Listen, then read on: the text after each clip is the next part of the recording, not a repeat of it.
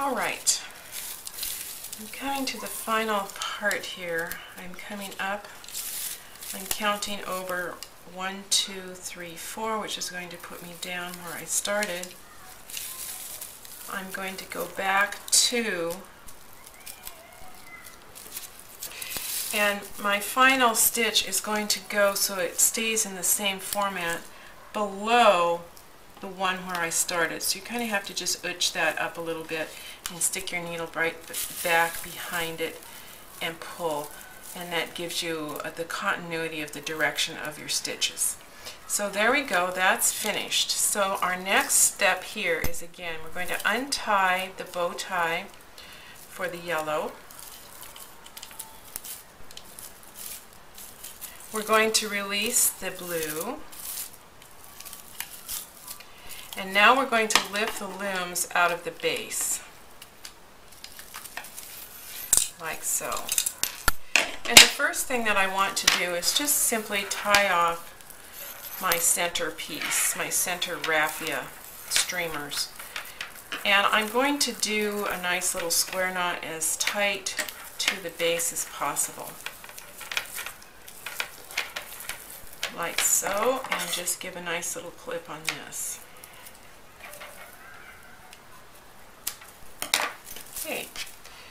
Then I'm going to the tails for the center flower, thread my darning needle, and feed those tails down through to the back.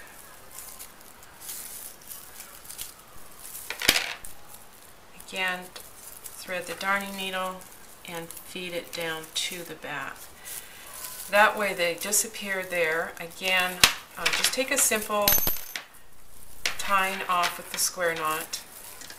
And I like to do this before I take that center loom off, because if you don't and you pull on this to tighten it up, you will actually pull on the petals and shorten it up, and you don't want to distort your flower in the center. So do your tie-offs first, then you can remove that inner loom.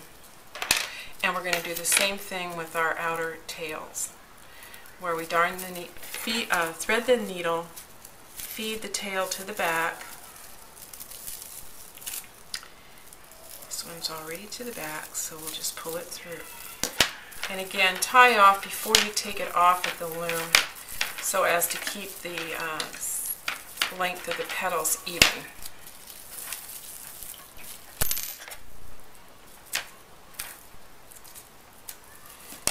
And then just push the flower right off the loom. And there it is completed. The reason why I just did the tie off, and you can actually come back and put a little glue on the back just to hold those ends nice, and perhaps you want to put a little bar pin on for corsage. A lot of times these are used as embellishments on straw bags and hats, and it's just very simple to finish it off that way and then attach them to your accessory, however you want to accessorize. Okay, so we've seen the circles. Now I'd like to show you how to string a square, and we're just going to do the small square for the sake of it's going to be fast and easy. We set the small square into the base, and I'm going to do this with raffia. We're doing the same thing of tying off. This is the process that you'll do no matter what loom that you use. It's just what you need to do to anchor that your string or yarn or raffia. Come up through the center, around through that center top post, down to the bottom one, and around the bottom post. Go over clockwise to the next one, diagonally, come across to the peg just to the left. Right, left, right, left.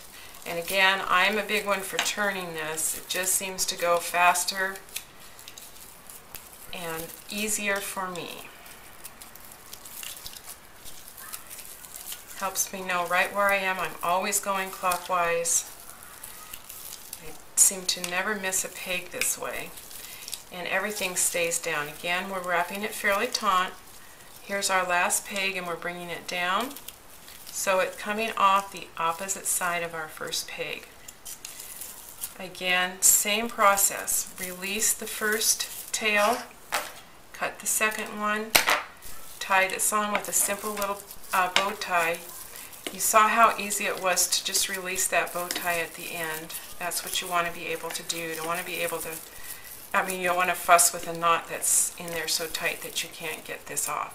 Okay, then we're ready to do either one of our darning stitches for the center, either the center dot or the little center circle going around. So finished off, you'll have it look like either that or that. Alright, the next thing I want to show you is our final shape, and that would be the hexagon. The hexagon is actually what I used to do this. It's going to become a shawl, and you can see the hexagon shape. I've joined this with a simple single crochet, and that is just absolutely the most fun you could ever imagine. To do the hexagon, we're going to take, again, and place our template into the base, our loom. And if you'll notice on this particular one, because it has the sides, there's points on this and there's a flat side on this. I tend to always loom the points first. And that seems to work really well in terms of keeping me in track and in order and going one right after the other. So again, we're stringing the loom in exactly the same way. A single overhand knot, notching it into the little notch that's in the bottom of base of the base. Wind this around the top and come down, wind it around the bottom peg and move clockwise, back and forth. And again, my method is turning, so I'm going to turn, and you can see how nicely this is coming on, one right after the other. All of the looms are strung in exactly the same way, and we have the two different centers. The instructions that are included with the Hana-Ami loom system show several different ways and methods of doing other things, more than what we'll probably be showing in this particular video. But this gives you a really good basic idea of start to finish how to create your flowers and enjoy the loom. So I'm reminded that it's really important to be able to know how to put this away. So I'm going to have you put the base down. The next thing that's going to have come is the large square face down into the grooves that it fits in. You're going to put your center post in the center. The hexagon is going to fit next, then the small center square.